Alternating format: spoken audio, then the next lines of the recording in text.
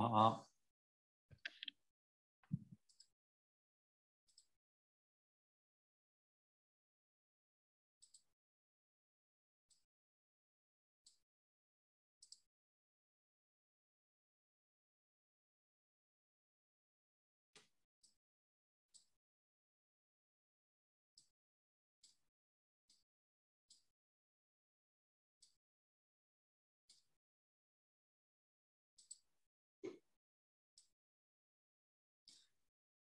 예, 수업 시작할게요. 잘 들리나요? 소리 잘 들리나요? 네.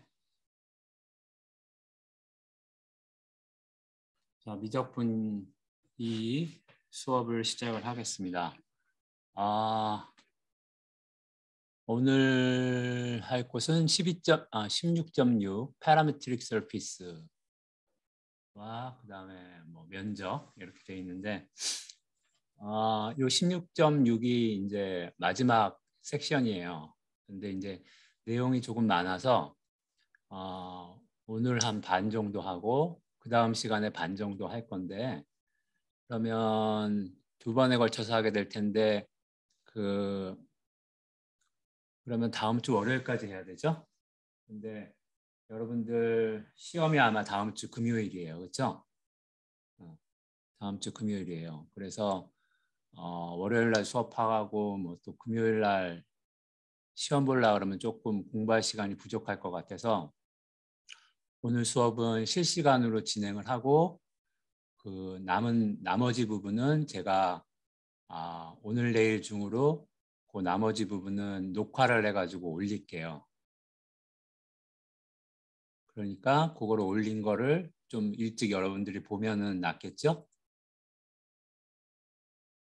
무슨 말인지 알겠죠? 그래서 이번 시간하고 다음 시간이 원래 마지막 시간인데 그 마지막 시간 거는 제가 온라인으로 녹화를 해가지고 올릴 테니까 녹화한 것을 올릴 테니까 녹화한 거를 보는 걸로 수업을 대체를 하겠습니다. 알겠죠? 그리고 그 LMS의 공지란에 보면 그 시험 장소 배정한 표가 있어요. 엑셀로 되어 있는데 거기서 확인해 가지고 그 아마 제1공학관에서 보게 될 겁니다. 그 고사 시험 보는 장소 강의실을 확인해서 맞는 강의실에 들어가서 시험 볼 수 있게 그렇게 하면 되겠습니다. 자, 그러면은 수업을 시작을 할게요. 그래서 오늘은 이제 parametric surface라는 것이 나오는데 이제 뭐 정의를 보면 뭐 surface예요. 근데 이제 surface를 어떻게 나타내느냐 하는 문제예요. 그래서 여러분들 뭐 앞에서 봤지만 surface를 나타내는 방법 중에 다항방정식으로 surface를 나타내기도 했고 그 다음에 이변수 함수를 이용해서 surface를 나타내기도 했어요. 그래서 오늘은 parametric surface라는 것은 parametric 펑션들을 이용해서 surface를 나타내는 방법이에요.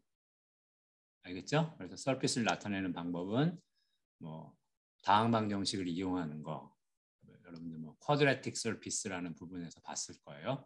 그 다음에 이제 이변수 함수, 실수값을 가지는 이변수 함수의 그래프로서 나타내는 방법. 그 다음에 마지막으로 오늘 소개할 parameterization을 이용한 게 되겠습니다. 그래서 이 parametric surface라는 거를 이제 소개를 하면 자, D는 이 평면 위에 있는 어떤 리전이에요. 영역이에요.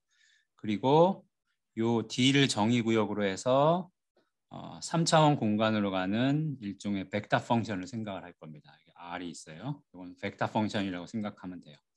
그냥 뭐 D에서 R3로 가는 함수라고 생각해도 무방하고요.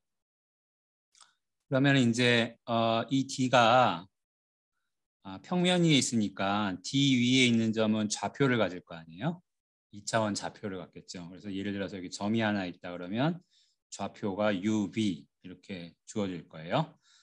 요 XY는 이제 우리가 다른 용도로 쓸 거니까 여기서는 이제 이 좌표값을 나타내는 변수는 UB라고 합시다. UB는 이제 D에 들어가는 거죠. 그러면 UB를 주면 3차원상의 점이 하나 결정될 테니까, 그러면은 3차원상의 점이 결정된다는 거는 UB가 주어졌을 때 거기에 해당하는 3차원상의 점에 X, Y, Z 좌표가 결정된다는 얘기죠. 그렇죠? 그러니까 이 벡터 펑션은 사실은 이제 각 좌표마다 좌표값을 주는 함수가 있는 거죠. 그리고 이런 그런 거를 이제 코디네이트 펑션이라고 했죠. 좌표 함수.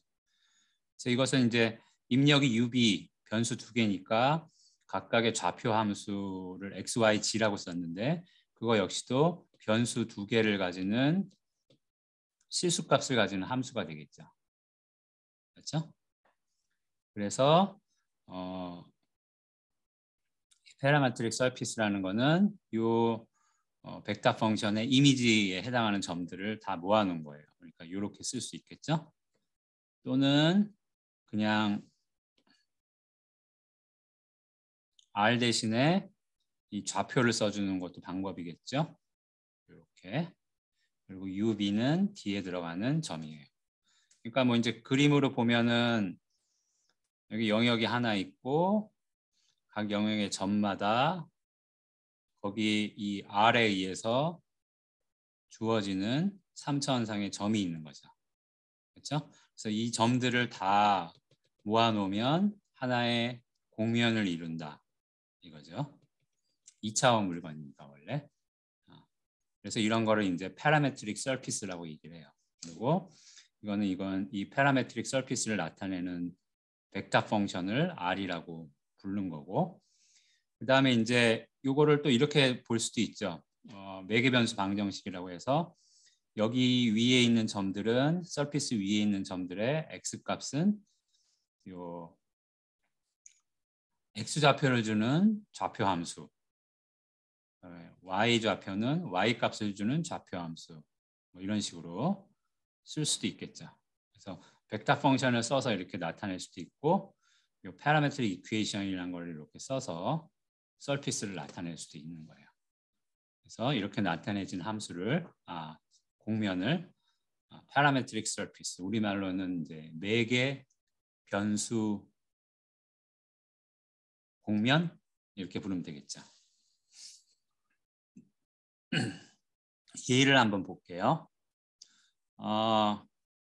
여기서 영역 D를 R2 전체라고 한번 놔봅시다. 영역 D는 R2 전체라고 놓고 R2 위에 있는 점 UB가 주어졌을 때 이제 벡터 펑션이 이렇게 E 코사인 U, V, E 사인 U 이렇게 주어졌다고 합시다. 그럼 이제 정의역은 평면 전체인 거죠? 자, 그러면은 요거에 의해서 나타내지는 서피스가 어떤 건지 한번 생각을 해보면, 여기 이제 이런 패러메트릭 이퀘이션 형식으로 예를 써보면 x 좌표는 E 코사인 U, y 좌표는 V, z 좌표는 E 사인 U인 거죠. UB는 R2의 점인 거고. 근데 이제 요거를 잘 보면 x하고 z가 각각 코사인, 사인으로 나타내지니까, 그래서 x제곱 더하기 z제곱 하면 4 코사인 제곱 더하기 4 사인 제곱 이렇게 돼서 그냥 4가 돼버리죠.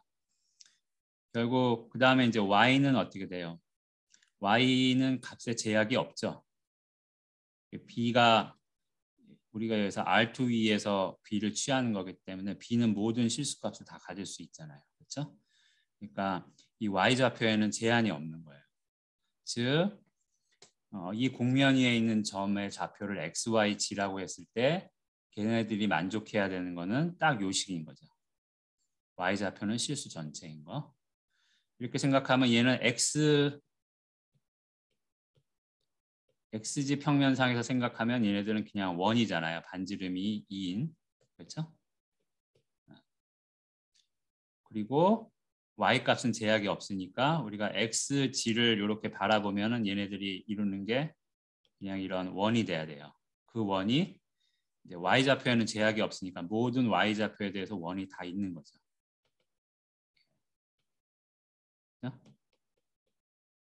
이거를 다 모아놓으면 사실은 이제 이게 실린더인 거죠. 그렇죠? 실린더인데 이렇게 그 중심축이 y좌표가 되는 실린더가 되겠죠. 그렇죠? 그래서 이 실린더를 나타내는 방법은 그냥 이런 방정식으로 나타낼 수도 있는 거고, 또는 여기 이제 파라메트라이제이션을 이용해서 이런 벡터 방정식으로 나타낼 수 있는 거고, 또는 그냥 이런 파라메트릭 이퀘이션으로도 나타낼 수가 있는 거예요. 알겠죠?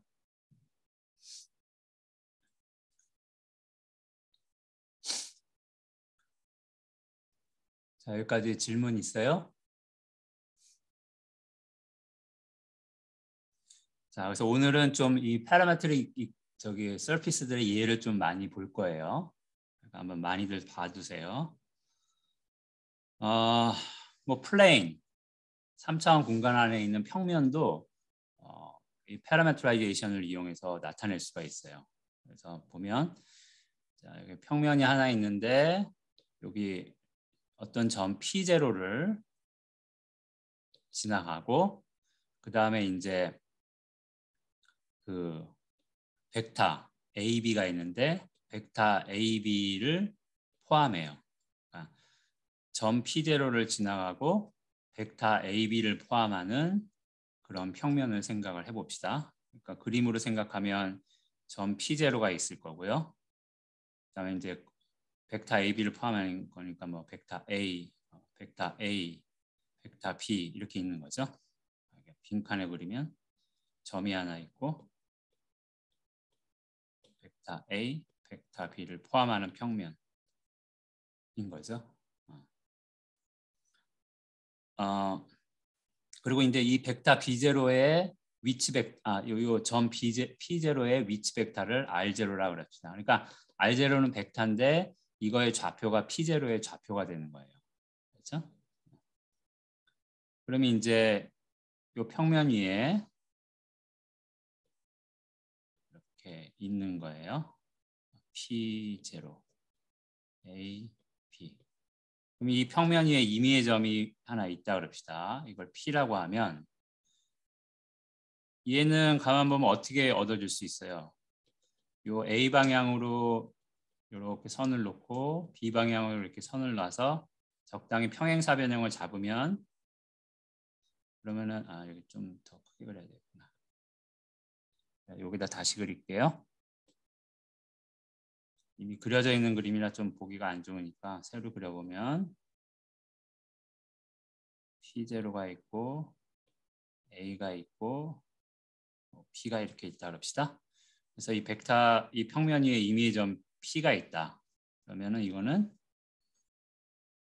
이걸 이렇게 연장을 뭐 하거나 반대 방향으로 하거나 이렇게 해서 평행사 변형을 하나 잡을 수가 있겠죠. P0와 P를 동시에 포함하는 평행사 변형. 이렇게 놓고 보면 요 벡터하고 요 벡터하고 두 개를 합치면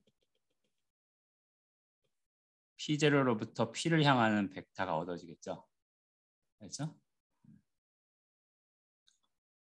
그래서 이제 그 벡터를 뭐 그러고 이제 원점을 기준으로 생각하면 그러면 이제 OP 벡터에 해당하는 거를 생각을 할 수가 있겠죠. 그러면은 이제 요거는 보면은 어떻게 돼요? OP는 OP0에다가 P0P 두 개를 더하면 OP가 되는 거죠. 그렇죠? 그래서 OP0는 P0P 이렇게 쓸 수 있고 OP0는 이제 주어졌던 점 P0를 나타내는 위치 벡터니까 R0 이렇게 쓸 수 있고 그다음에 이제 P0P는 여기서 봤듯이 벡터 A, B를 가지고 만들 수 있는 거죠. 여기에 적당히 스켈라를 이렇게 곱해서 합하면 얻어지는 거죠. 평행사 변형을 이루니까. 그렇게 해서 보면 임의의 점 P가 있다. 그러면 이거는 이제 요식을 모아서 보면 이렇게 쓸 수 있는 거죠. 그렇죠? 그러니까 결국에는 여기 요 U, B 값이 하나 있으면 이 식에 의해서 평면 위에 있는 점의 위치가 또는 그 위치 벡터가 얻어지는 거죠. 그렇죠? 그래서 그걸 뭐 파라메트릭 벡터 펑션으로 쓰면 이제 이 플레인은 이렇게 쓰인다. 그리고 이 파라미터가 UB가 되는 거죠. UB는 이제 실수 전체. 그래서 고르는 거고요. 그래서 뭐 이렇게 쓰는 거는 사실 여러분들이 앞에서 이미 많이 봤어요. 다만 이거는 이제 이렇게 이게 파라미터 2개에 의해서 결정되는구나. 그러니까 이거는 파라메트릭 서피스구나. 플레인도 하는 거를 알 수가 있어요.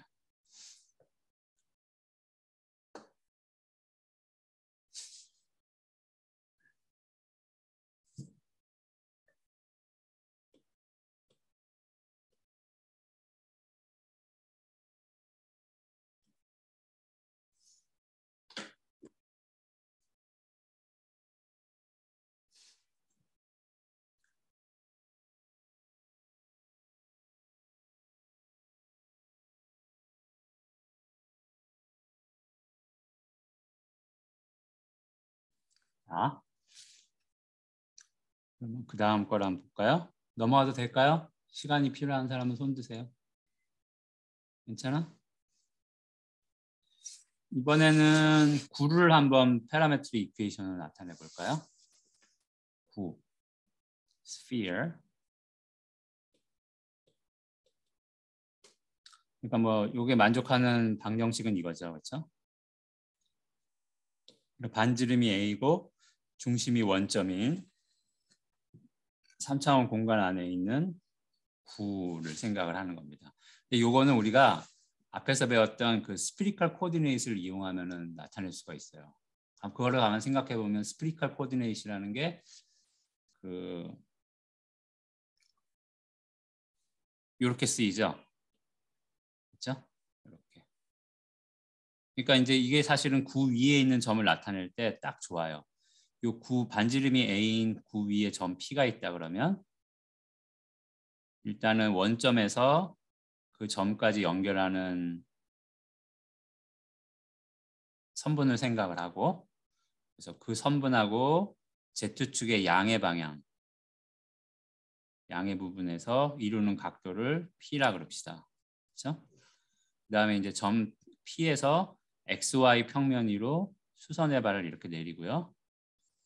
그럼 얻어지는 점이 있을 텐데 그 점과 원점을 잇는 선분을 또 생각을 하고 그래 놓고 요 선분하고 X축의 양의 부분이 이루는 각도를 세타라고 해요.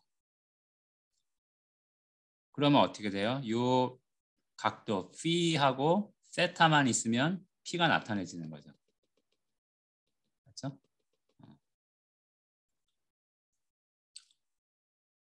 그러니까 이걸 식으로 써보면 X좌표는 어떻게 되겠어요?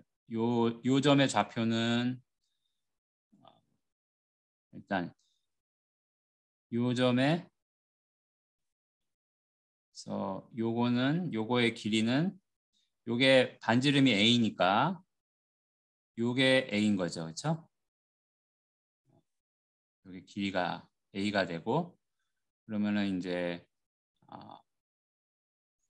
요게 각도 P가 되니까 그때 봤듯이 요 길이는 요 A 곱하기 sin P가 되겠죠. 그렇죠? A 곱하기 sin P인데 그럼 요 길이가 A 곱하기 sin P인 상태에서 X좌표는 이제 극좌표 같이 쓰면 되겠죠. 이렇게 취해서 보면 거기다 코사인 세타 곱한 걸 거고 그 다음에 Y좌표는 sin 세타 곱한 게 되겠죠.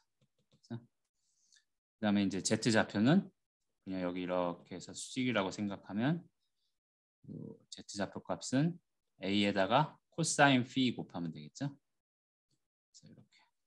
그러니까 이게 사실은 우리 앞에서 봤던 스피리컬 코디네이트잖아요. 근데 이제 이게 A는 고정되어 있는 거죠. 반지름이 딱 원점으로부터의 거리가 A니까. 그러니까 그렇게 되면 사실은 요 각도 P하고 세타만 있으면 이 9 위에 있는 점의 위치가 나타내지는 거죠. 그렇죠? 그래서 이 P하고 세타만 있으면 된다. 그러니까 이게 이제 파라미터가 되는 거예요. 그렇죠? 그다음에 이제 P는 0도부터 180도까지 있을 거고요. 세타는 0도부터 360도까지 이렇게 놓으면 되겠죠. 그래서 이거 자체가 이 구를 나타내는 파라메트릭 이퀘이션이 되는 거예요. 파라미터는 P하고 세타가 되는 거고요. 그 다음에 이제 이걸 벡터 펑션으로 쓰면 그대로 이 좌표를 써주면 되니까 이렇게 나타내지겠죠. 그 다음에 이제 P하고 세타는 P가 0부터 파이까지고 세타는 0부터 2파이까지니까 이 벡터 펑션의 정의역은 P하고 세타를 좌표로 갖는 평면을 생각하면 그냥 이런 직사각형이 되겠죠. 그렇죠? 0부터 파이까지, 0부터 2파이까지. 이걸 정의구역으로 해서 3차원으로 가는 R을 생각을 하면 그거의 이미지, 상이 9가 되는 거죠.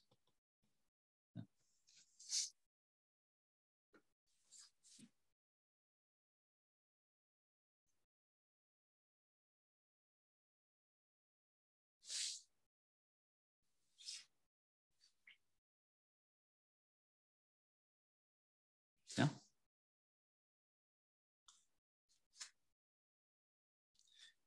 이번에는 실린더를 하나 생각을 해봅시다. 그래서 x제곱 더하기 y제곱이 4고 z값은 0부터 1까지. 이건 여러분들 쉽게 상상을 할 수가 있죠.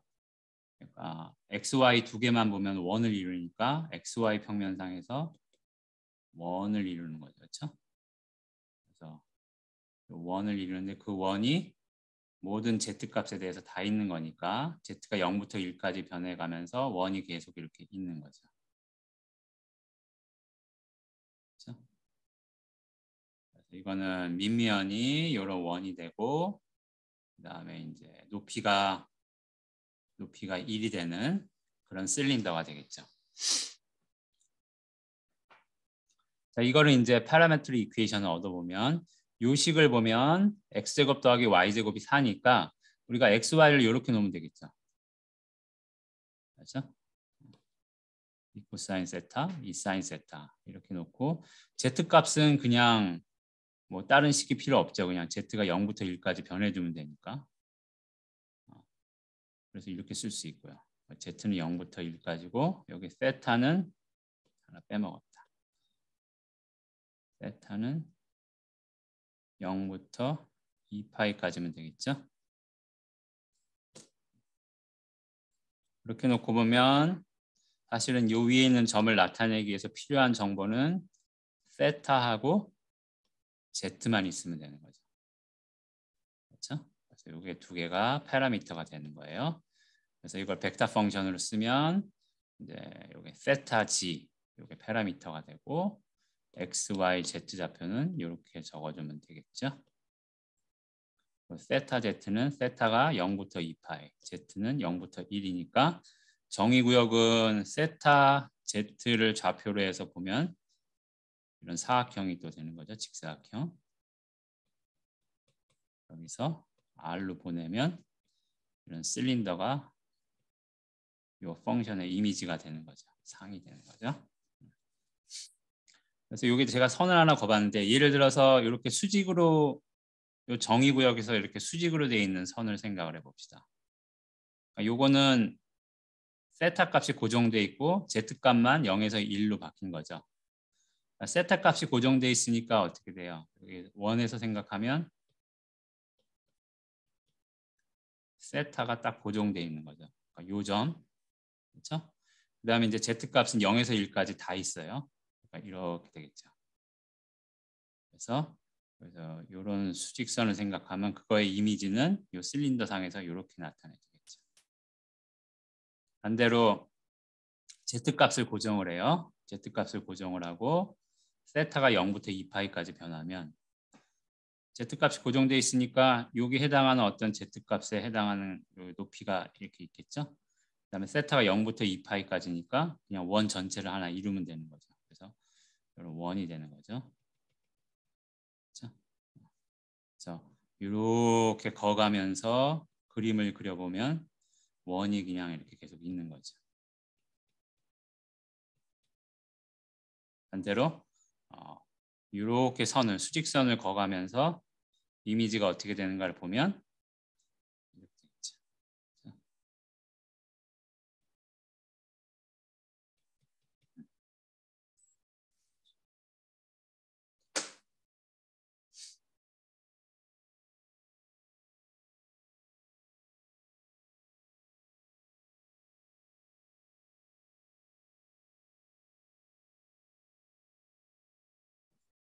뭐 어렵진 않죠, 그렇죠? 이제 사실은 이제 이 예 자체는 쉬운 예예요, 그렇죠? 굳이 뭐 파라메트릭 이퀘이션이 이렇게 필요해 보이지 않은 그냥 이미 그게 없어도 우리가 앞에서 잘 다뤘던 것들인데 일단 쉬운 예를 줘야지 여러분들이 감을 잡을 수 있을 테니까 얘들은 이렇게 그냥 간단한 걸로 주어지는 것 같습니다. 자, 이제 그다음 볼까요?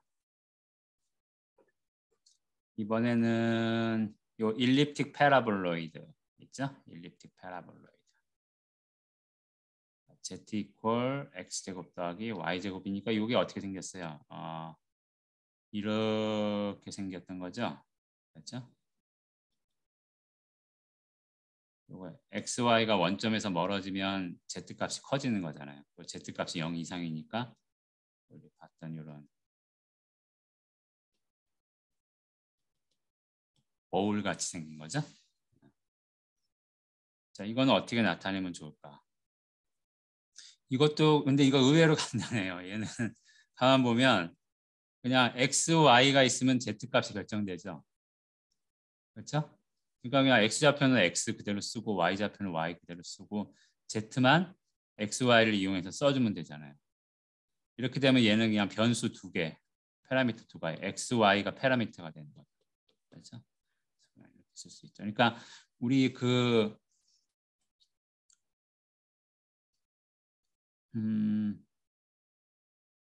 뭐 여기도 비슷한 예인데 만약에 이런 서피스가 있다. 이것도 x, y 이렇게 쓰고 z 값은 x, y에서 결정되는 거죠. 그렇죠? 그러니까 우리 앞에서 봤지만 공면을 나타내는 방법은 이변수 함수의 그래프로서 나타내는 방법이 있었잖아요. 그렇죠? 이런 이변수 함수가 있으면 이거의 그래프라는 게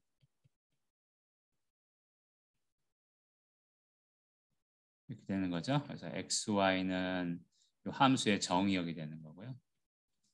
그렇죠? 그럼 이게 사실은 파라메트릭 이퀘이션을 주는 거죠. 그렇죠? 파라미터가 x, y가 되는 거니까. 그렇죠? 그러니까 그 이변수 함수의 그래프에 해당하는 서피스들은 자연스럽게 그냥 또 파라메트릭 서피스가 되는 거예요. 그렇죠? 그래서 이제 이 녀석은 이렇게 나타낼 수도 있고요. 또는 다르게 나타내는 방법도 있을 거예요. 얘는 이제 여기 루트를 씌웠기 때문에 이거 실제로 그려보면 얘는 이제 콘이 돼요. 이런 콘이 되는데 단면은 이런 원이 되니까 이게 단면이 원이구나. 그러니까 XY 입장에서 보면은 XY는 원을 이루는 거죠. 그렇죠?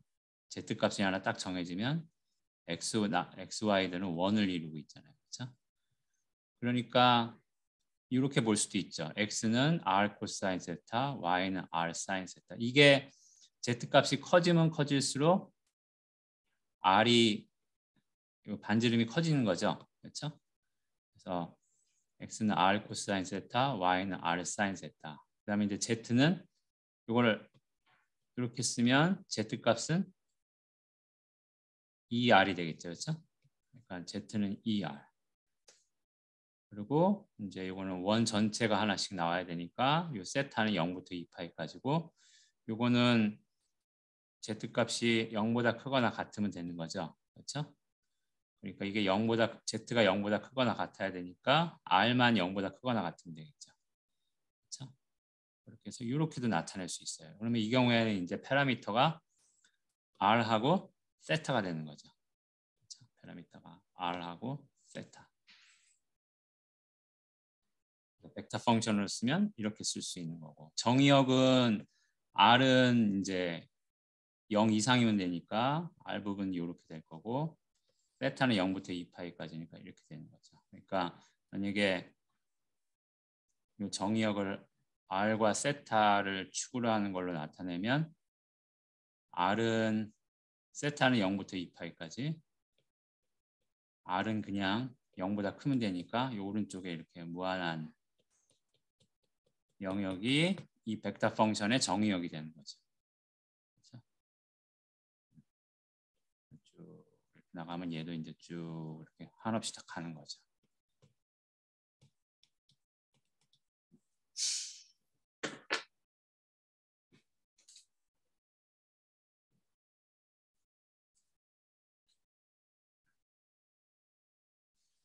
여기 뭐 스트레이트 포워드라는 얘기는 그냥 바로 얻어진다는 얘기예요. 뭐 별 생각할 거 없도 없이 직접적으로 얻어진다 이런 얘기.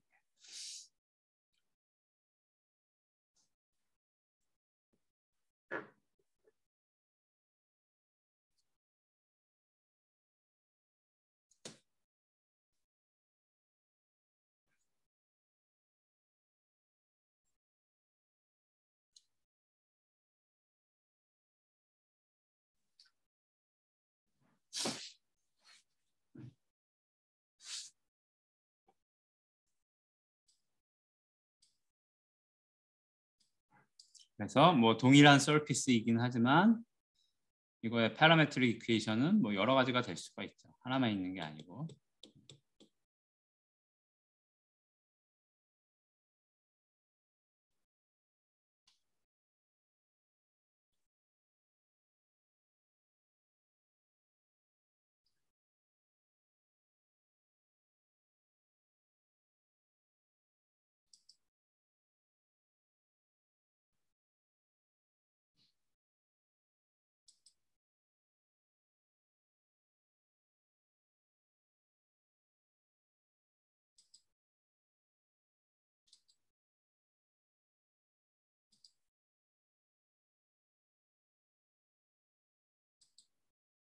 자, 넘어가도 될까요?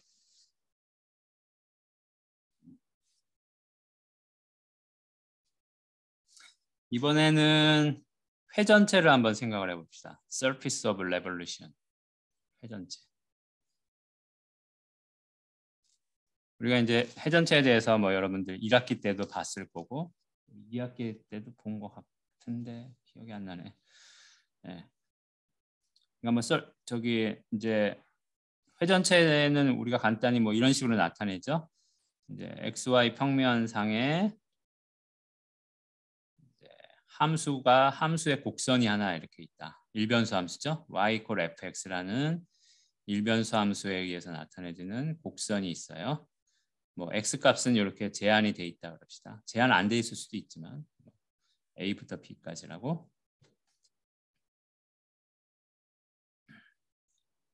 그러면 이게 이제 요 xy 평면이 3차원상에 있다라고 생각을 하고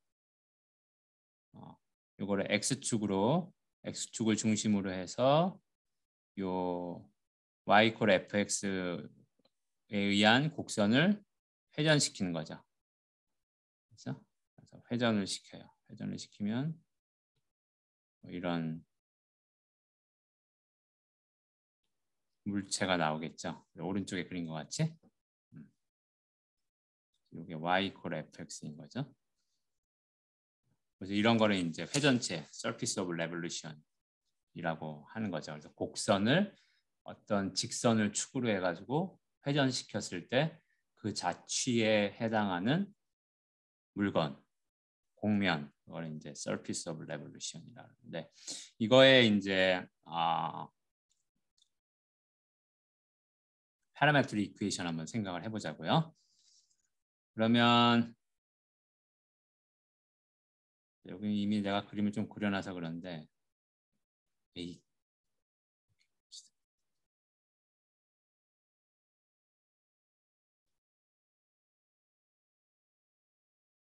이렇게 있어요. 그러면은 요 회전체 위에 임의의 점이 하나 있다라고 합시다. 그렇죠? 임의의 점이 있다라고 합시다. 근데 요거는 회전체라는 거는 가만 생각을 해보면 그래서 이제 임의의 점이 있다라고 하고 요 점의 위치를 나타내기 위해서 어떤 정보가 필요한가를 생각을 해보는 거예요. 알겠죠? 근데 이제 회전체라는 걸 보면 요 주어진 곡선상에 어떤 점이 있어서 그게 돌아가면은 이렇게 원이 되잖아요. 그렇죠? 사실은 회전체라는 거는 이런 원들을 다 합쳐놓은 거예요. 그렇죠? 무슨 말인지 알겠죠? 회전체라는 게 여기 있는 각각의 점들이 돌아서 만드는 원들로 구성되는 거잖아요. 그렇죠? 그러니까 이미 이 회전체 위에 임의의 점이 있다 그러면 걔가 소속된 원이 있을 거라고요. 맞아요? 얘가 소속된 원이 있을 거라고요. 그 원을 찾아요. 그래서 점 P가 주어졌다. 얘가 소속되어 있는 원이 있을 거라고요. 그 원이 이제 이 곡선이 어떤 한 점이 회전해서 얻어지는 원인 거죠. 그럼 여기 곡선이 한 점이 있다. 그럼 얘의 x좌표가 있겠죠? 그렇죠? 그래서 지금 이 상황 그렇게 그린 거예요. 점 P가 있으면 걔가 소속된 원이 있을 거고 그러면은 그 원에 x좌표가 있겠죠. 그렇죠?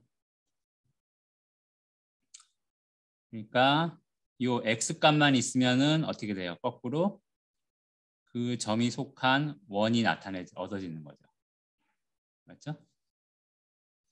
그럼 이제 문제는 뭐예요? 얘가 이제 어떤 원에 속했는지가 정해졌어요. 그러면 그 다음에 위치는 그 원상에서 어느 위치에 있는가를 생각해야 되는 거죠.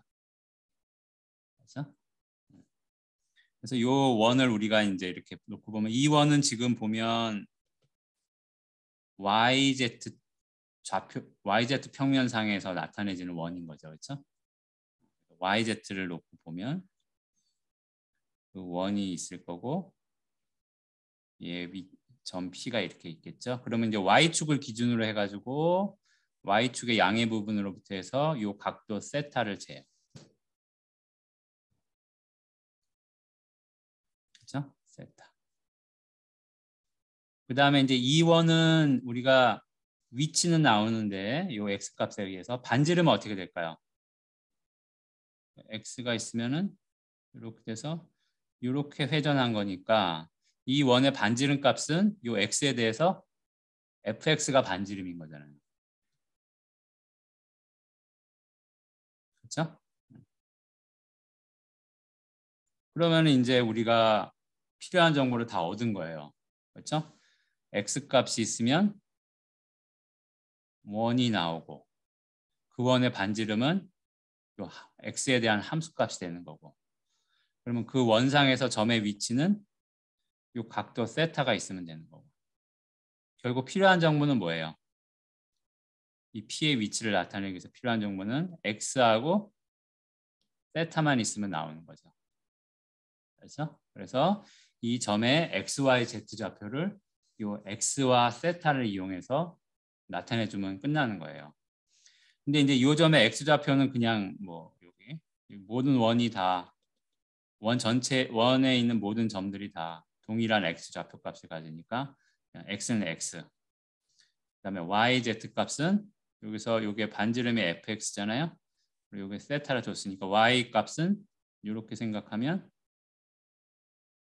반지름 fx 곱하기 코사인 세타. z값은 이렇게 생각하면 반지름 fx 곱하기 사인 세타가 되는 거죠. 그렇죠? 그다음에 이제 x값의 범위는 a부터 b까지. 세타는 한 바퀴 돌아야 되니까 다 돌 수 있어야 되니까 0부터 2파이까지. 이렇게 되면 점의 위치가 나오는 거죠. x, y, z 좌표값이. 그래서 결국 파라미터 필요한 정보는 x하고 세타인 거예요. 그래서 x하고 세타가 파라미터 매개 변수가 되는 거죠. 그래서 이게 이제 파라메트릭 이퀘이션이 될 거고 이걸 벡터 펑션으로 쓰면 하는 거죠. x 세타는 x는 a부터 b까지 세타는 0부터 b까지. 그렇죠? 결국 x 세타 입장에서는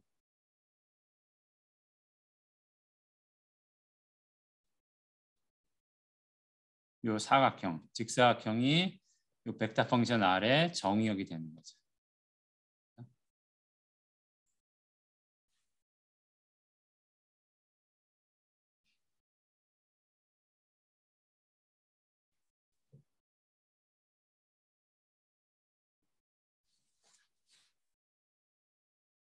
자, 여러분들이 이제 어떤 서피스가 있을 때 이제 그거에 파라메트릭 이퀘이션 얻는다라고 할 때는 처음에 이제 생각해야 되는 게 그 서피스 상의 점의 위치를 나타내기 위해서 필요한 정보가 뭔가. 그렇죠? 그래서 그거를 먼저 생각을 하면 그러면 이제 이퀘이션 얻기가 용이하겠죠. 그거부터 생각해야 되는 거죠, 당연히. 꼭 필요한 정보가 뭔가. 꼭 필요한 정보가 파라미터가 되는 거예요.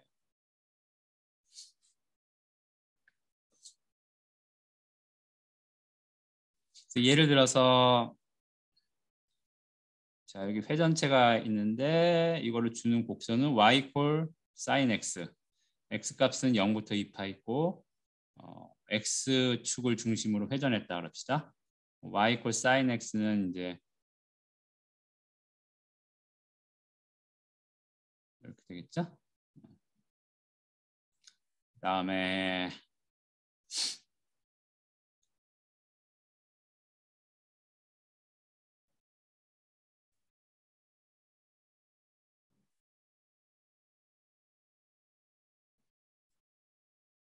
얘를 회전시키는 거죠. 이 회전시키면 어떻게 될까요? 대략 모양이 짐작이 가죠. 요거를 회전시켰으니까 뭐 대략 이렇게 여기 그린 것 같지? 이런 게 나오겠죠? 그래서 여기 sin x가 fx에 해당하는 거죠. 그렇죠? 그러니까 뭐 그대로 적어보면 이렇게 쓸 수 있는데 내가 뭔가를 여기서 이제 엄밀하게 하면 반지름 값이 함수 값이 돼야 되니까 이 그림에서는 fx 그 값이 0보다 크거나 같죠. 0보다 크거나 같죠. 그러니까 근데 이제 사인은 이렇게 되니까 뭐 올라갔다 내려갔다는 마이너스 값도 가질 수 있으니까 뭐 관점에서 요 fx 함수 값을 반지름을 생각하고자 한다면 여기 이렇게 써야 되겠네요. 그래서 절대값을 하나 붙여주긴 해야 되겠네요. 그렇죠? 근데 원래는 안 붙여줘도 상관없어요. 마이너스 값을 가진 상태에서 이렇게 치해도 좌표들이 다 나오긴 해요. 근데 뭐 머리 아프니까 그런 거 생각하지 말고 그냥 양수인 걸로 해가지고 보면 이렇게 절대값 붙여주면 되겠죠. 네. 이렇게 하면은 이제 사실은 요거를 아이고 내가 이렇게 절대값을 붙여놓으면 요거를 회전했다기보다는 잠깐만요. 뭐를 잘못 썼네 내가. 여기도 사인이어야 되죠.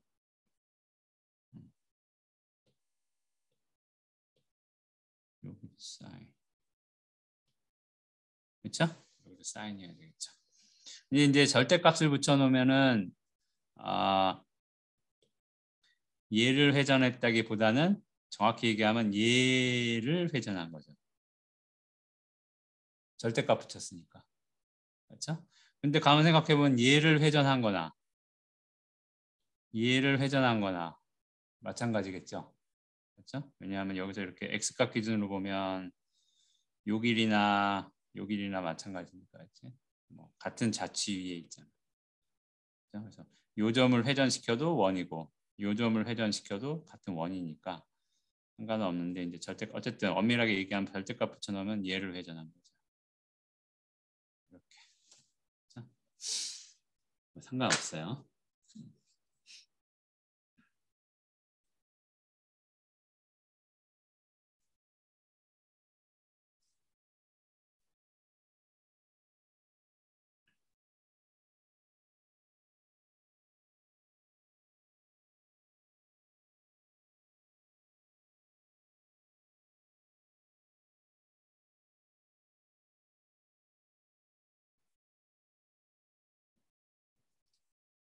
근데 이제 제가 뭐 여기 절대값을 안 붙여도 된다는 얘기는 사실은 이제 요식을 놓고 보면 만약에 이게 마이너스 값이라고 생각을 해봅시다. 마이너스 값이 상태에서 코사인 세타 취하고 사인 세타 취하면 플러스일 때 코사인 세타, 사인 세타 취한 거랑 비교하면 그냥 부호가 플러스 마이너스 차이 나는 거죠. 그렇죠? 그러니까 만약에 요게 양의 값이다. 그러면 이제 뭐 위치가 이렇게 된다. 근데 여기가 똑같이 절대값은 똑같고 요 값이 마이너스가 된다. 그러면 yz가 요 두 좌표가 마이너스가 되는 거니까 그냥 원점 대칭이 되는 거예요. 그렇죠? 근데 이제 YG 입장에서 보면 요 점을 회전시키나 이거에 원점 대칭상에 있는 점을 회전시키나 좌측은 똑같잖아요. 그렇죠? 그래서 여기서 본 그림의 의미상으로 볼 때는 요거 이제 반지름이라고 나왔으니까 요게 양수면 좋겠지만 막상 이렇게 만들어 놓고 식을 들여다보면 이게 꼭 fx가 양수일 필요는 없는 거예요. 그렇죠? 어차피 회전시킬 거기 때문에 좌표를 들여다보면 그래서 사실은 별 상관은 없어요. 무슨 말인지 알겠죠?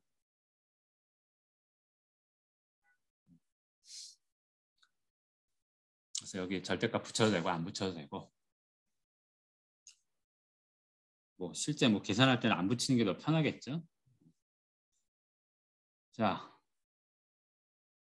됐고요. 다음에 이제 쭉 넘어가서 이 얘기는 오늘 그냥 하는 게 낫겠다.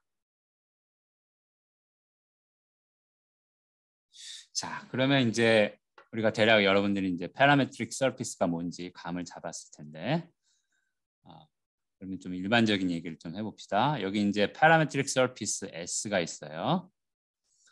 그리고 이런 이제 벡터 펑션에 의해서 나타내지고 파라미터는 UV 두 개의 변수가 파라미터가 됩니다. 그리고 이제 이 서피스 위에 어떤 점이 하나 있다고 합시다. P0. 그러면 이제 뭐 상황을 이렇게 나타내는 거죠. 정의역이 이렇게 있고 여기 벡터 펑션에 의해서 이걸로 나타내지는 서피스가 이렇게 있다. 그러면 이제 뭘 생각하냐 하면 좀 쉬어져야 되겠다.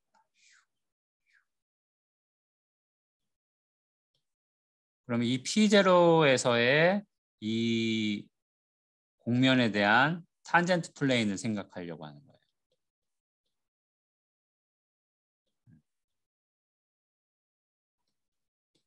알겠죠? 지금 하고자 하는 거는 점이 하나 주어졌다. 그 점에서의 이 서피스에 대한 탄젠트 플레인을 생각하려고 하는 거예요. 생각한다는 게 뭐냐 하면 이렇게 벡터 펑션이나 파라메트릭 이퀘이션이 주어졌을 때 그거로부터 주어진 점의 탄젠트 플레인의 뭐 방정식을 얻을 수 있냐, 그렇죠? 방정식을 얻어보자 이 얘기예요, 그냥. 그래서 이제 보면 이렇게 봅시다. 여기 이제 주어진 점 여기 P0가 있으면 이 P0에 해당하는 파라미터 값이 U0와 V0라고 합시다. 그렇죠? 여기 이제 정의역이 있고 여기 U0, B0가 있으면 요거를 R로 보내면 점 P0가 있는 거예요. 그럼 이제 U0를 중심으로 해서 첫 번째 좌표값이 U0로 고정돼 있을 때 그러면 거기에 해당하는 이런 수직인 선분이 있을 거고 그 다음에 이제 두 번째 좌표값을 B0로 고정했을 때 거기에 해당하는 이렇게 수평인 선이 있겠죠? 그러면 얘를 R로 보내면 여기 1차원이니까 그렇죠?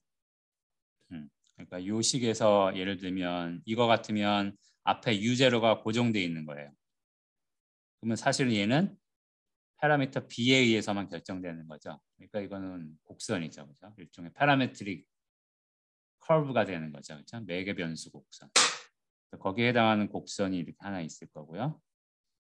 그다음에 이제 요 선의 이미지 상에 해당하는 곡선이 이렇게 있다라고 합시다. 그러면 이제 탄젠트 플레인은 어떻게 구해요?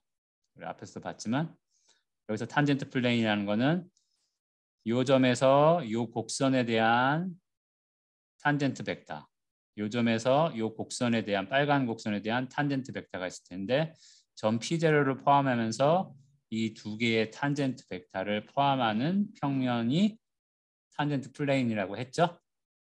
앞에서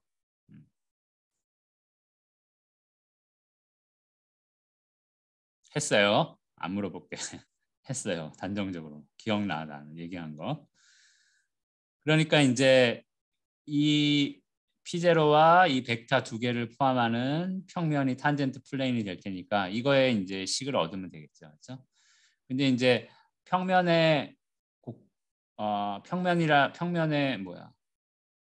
방정식은 어떻게 얻어질 수 있어요? 평면이라는 거는 점 하나 주어지고 그다음에 그 점에서 그 평면의 수직인 벡터, 그렇죠? 노멀 벡터 또는 법선 벡터가 있으면 얻어지는 거잖아요. 그렇죠? 그래서 요는 여기서 이 법선 벡터, 노멀 벡터를 구하면 돼요. 근데 그거는 이제 요 탄젠트 벡터 RU와 RB 두 개 모두 수직인 벡터니까, 그렇죠? 그러니까 RU하고 RB하고 크로스 프로덕한 거, 그렇죠? 크로스 프로덕해서 얻어지는 벡터가 노멀 벡터가 되겠죠. 그래서 그거 계산하면 돼요. 그래서 요 탄젠트 벡터 RU는 어떻게 구하면 돼요? 이 곡선이라는 거는 첫 번째 좌표를 U0로 고정시킨 거죠. 이걸 U0로 고정시킨 거예요. U0로 고정시키면 이거는 그냥 곡선을 나타내는 파라메트릭 이퀘이션이 돼버리는 거죠. 그 상태에서 이제 이거의 탄젠트 벡터는 요 파라미터에 해당하는 B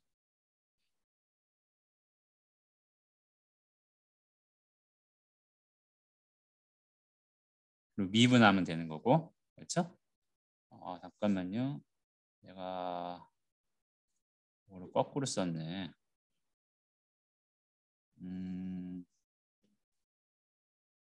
U에 대해서 미분해야 되는 거죠, 그렇죠?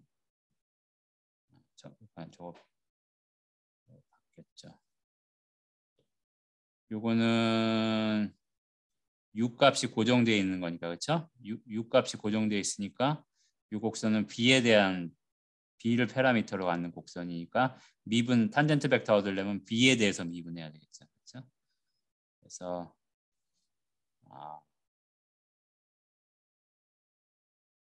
그럼 이걸 바꿔서 써야 되겠네. 요게 U고 요게 B가 돼야 되겠죠, 그렇죠? 뭐 순서는 문제 안 돼요. 뭐 위쪽을 향하는 법선 벡터도 되고 아래쪽을 향하는 법선 벡터도 되니까. 그래서 어쨌든 U0를 첫 번째 좌표를 U0로 고정시킨 상태에서 두 번째 좌표 B에 대한 미분을 하는 거죠. 그러면 그 미분은 이제 각각의 좌표 함수를 B에 대해서 편미분하면 되는 거란 말이에요. 그래서 RU는 B에 대해서 이렇게 편미분 해서 얻어지는 벡터고 RB는 두 번째 좌표를 B0로 고정시킨 상태에서 U에 대해서 편미분하면 되는 거죠. 이렇게. 그래서 크로스 프로덕 하면 이게 이제 이 탄젠트 플레인의 노멀 벡터가 되는 거죠. 그러면 뭐 다 얻은 거죠? 노멀 벡터 얻었고 점 하나 있고 그러면 이퀘이션 얻을 수 있잖아요. 예를 들어서 파라메트릭 서피스가 이렇게 주어졌다고 합시다. 이렇게. 그 다음에 이제 이 곡선 위의 점 113, U113 맞죠? U가 1이고 B가 1이면 U가 1이고 B가 1이면 X좌표가 1, Y좌표가 1, Z좌표가 3이 나오죠. 113. 요거는 요 파라메트릭 서피스 위에 있는 점이 되는 거죠. 그럼 요 점에서 요 서피스에 대한 탄젠트 플레인을 얻어라. 그래서 113이 되려면 UB가 각각 1이어야 되고 그 다음에 이제 요거를 이게 좀 이렇게 쓰니까 안 좋다. 좀 헷갈리네. 제가 이거 좀 바꿔 쓸게요. 미안해요. 뭐 이건 어떻게 써도 상관은 없어요. 제가 헷갈려서 바꿔 쓸게요. 이거를 이렇게 쓰고요. U에 대해서 미분했다, B에 대해서 미분했다 그 뜻으로 보고 싶어서 이렇게 쓴 거예요. 그러면 여기를 바꿨어야 되겠죠. 아이고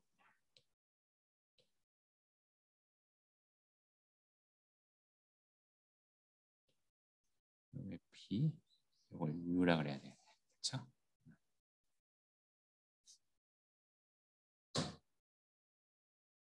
네, 이렇게 씁시다. 그렇게 쓰면 요거 그냥 요거는 U에 대해서 미분했다는 뜻으로 보고 요건 B에 대해서 미분했다는 뜻으로 볼게요. 그게 나을 것 같아요. 자, 그러면 일단 RU, RB를 구해야 되니까 요거를 U에 대해서 미분한 거는 U에 대해서 미분하면 2U 될 거고 요건 0이고 요건 1이죠. 그래서 2U 0, 1. B에 대해서 미분하면 요거는 0이 되고 요거는 2B가 되고 요거는 2가 되죠. 그렇죠? 그래서 이거를 크로스 프로덕트 하면 첫 번째 좌표는 이렇게 한 상태에서 보면 마이너스 2B고 두 번째 좌표는 이렇게 한 상태에서 보면 두 번째니까 4U인데 두 번째니까 마이너스 붙여서 마이너스 4U. 그다음에 세 번째는 이렇게 보면 4UB가 되죠. 그래서 이게 노멀 벡터가 얻어지는 거예요. 크로스 프로덕트에서. 근데 이제 점의 위치가 UB가 1, 1일 때죠. 그렇죠? 그러니까 여기다가 1, 2를 집어넣으면 여기서 이제 노멀 벡터는 1, 1 집어넣으면 마이너스 2, 마이너스 4, 4 이렇게 되겠죠. 그래서 점이 주어졌고 노멀 벡터가 주어졌으니까 탄젠트 플레인은 이렇게 쓰면 되죠. 요거하고 x, y, g 113, 113. 딱 프로덕트 한 거하고 요거는 제가 요거 방향만 있으면 되는 거니까 계산 간단하게 하려고 일부러 마이너스 2로 나눈 거예요. 그렇죠? 방향이 중요한 거죠. 마이너스 2로 나눴어요. 마이너스 2로 나누니까 1, 2, 마이너스 2. 두 개 곱하면 0이 돼야 되는 거잖아요. 그렇죠? 그래서 그렇게 하면은 x, 2y, 마이너스 2g 될 거고 여기 숫자 나오는 거는 마이너스 1, 마이너스 2, 6. 그러니까 더해서 3이 되겠죠. 그래서 이게 탄젠트 플레인의 방정식이 될 거예요. 오케이? 우리 뭐 저기 평면의 방정식은 항상 이런 식으로 얻어지는 거잖아요. 여기 노멀 벡터가 있으면 그다음에 점에 주어지는 점의 좌표가 주어져. 여기 임의의 점이 하나 있다. 그래서 이거를 좌표를 xyz라고 하면 요 벡터하고 요 법선 벡터하고 항상 수직이다. 이게 이제 평면의 방정식 만드는 원리잖아요. 그렇죠? 요 벡터는 x 빼기 x0, y 빼기 y0, z 빼기 z0 한 게 요 벡터죠. 그래서 두 개를 다 프로덕트 하면은 0이 된다. 그렇죠? 그래서 그렇게 쓴 거고요. 아니면 그냥 이거 여러분들 외우고 다녀도 되고요. 오케이. 일단 이렇게 파라메트릭 서피스의 탄젠트 플레인 구하는 것까지 오늘은 얘기를 하면 될 것 같아요. 그래서 다음 시간에는 이제 뭘 할 거냐 하면 이 파라메트릭 서피스가 있을 때 그거의 넓이를 구하는 걸 할 거예요. 근데 그거는 오늘 다 얘기하기에는 좀 그런 것 같아요. 빡빡한 것 같으니까 요거는 이 뒷부분은 제가 아까 얘기한 것 같이 녹화 비디오를 만들어서 올려놓을 테니까 원래 수업 시간은 다음 주 월요일까지죠. 그러니까 다음 주 월요일까지 전에 다 보고 이 수업 시험 대비 공부하는 게 나을 것 같아요. 그렇죠? 그래서 다음 시간 강의는 녹화 강의입니다. 이 뒷부분 파라메트릭 서피스의 넓이 구하는 내용입니다. 뭐 그렇게 또 따로 하면 많지는 않아요.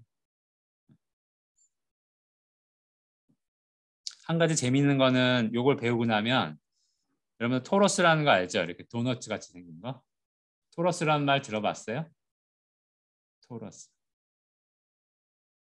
안 들어봤어요? 뭐 수학 비디오나 막 이런 데 보면 뭐 토러스 뭐 이런 거 나와요. 도너츠 껍데기. 던킨 도너츠 껍데기. 아, 던킨 도너츠가 막힌 것도 있구나. 어쨌든 이 토러스의 넓이도 구할 수 있어요. 토러스의 넓이도 구할 수 있어요. 요건 좀 흥미롭죠?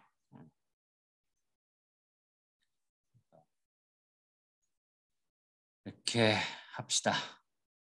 그럼 오늘은 여기까지 얘기를 하면 된 것 같은데 질문 있어요? 나랑 실시간으로 보는 마지막 시간이에요. 그러니까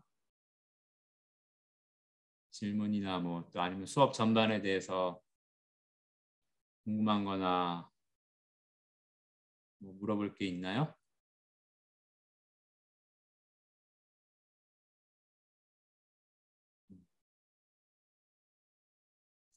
그냥 졸릴 뿐이야?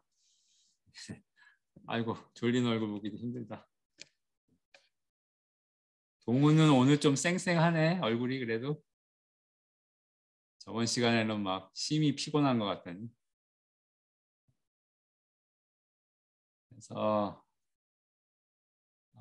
그래서 한 학기 동안 어쨌든 온라인 강의 듣느라고 여러분들 잔뜩 기대하고 대학 붙어서 야, 신난다 그러고 왔을 텐데 학교는 몇 번 와보지도 못하고 그냥 컴퓨터만 들여다보고 있어서 많이 힘들었을 거예요.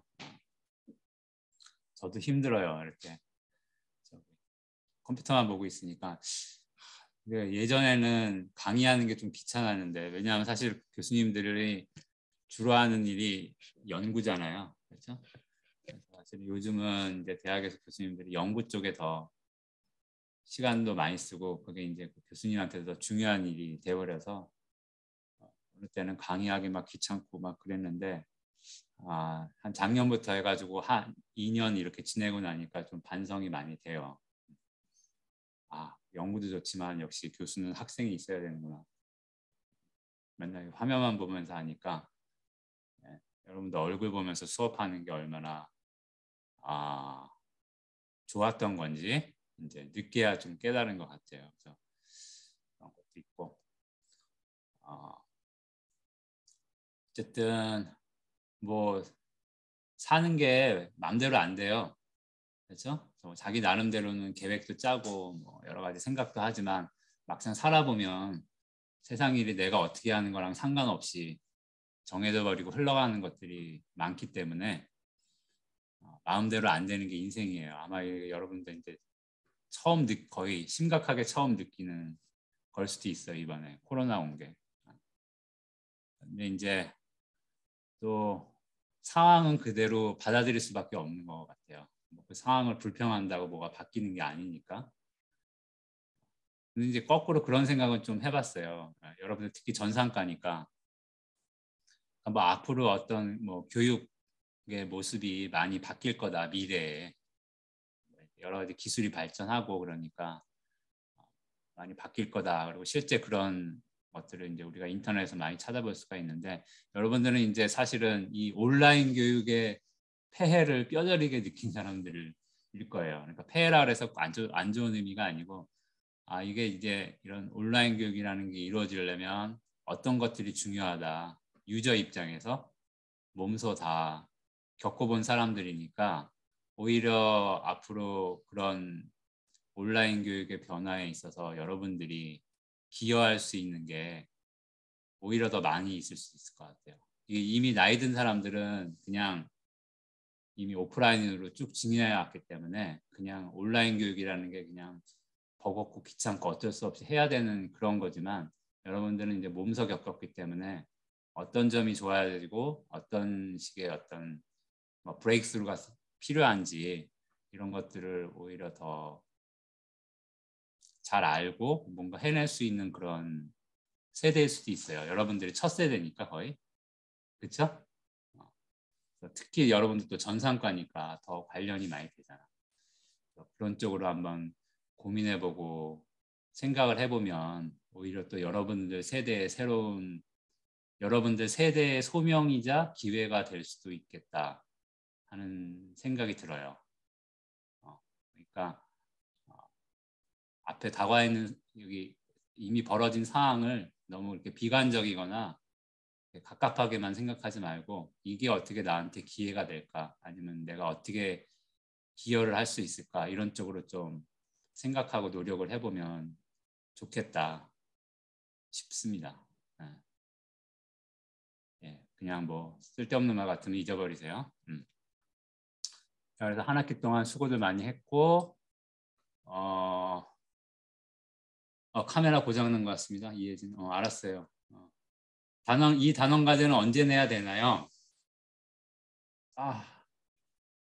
언제 내야 되나요? 그럼 뭐 그냥 다음 주 월요일이 공식적으로 마치는 날이니까, 그렇죠? 다음 주 월요일에 수업한 걸로 치고 올리면 되지 않겠어요? 지훈이 답이 됐나? 예, 그냥 그렇게 하면 될 것 같아요. 뭐 질문이나 다른 뭐 질문이나 궁금한 점 없습니까?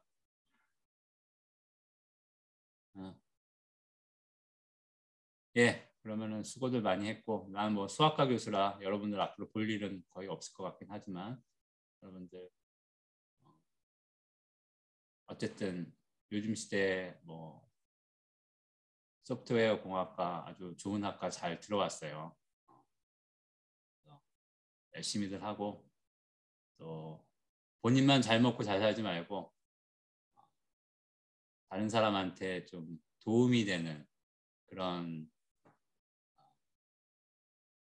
소프트웨어 엔지니어가 됐으면 좋겠습니다. 네. 자, 수고했어요. 마칠게요. 네.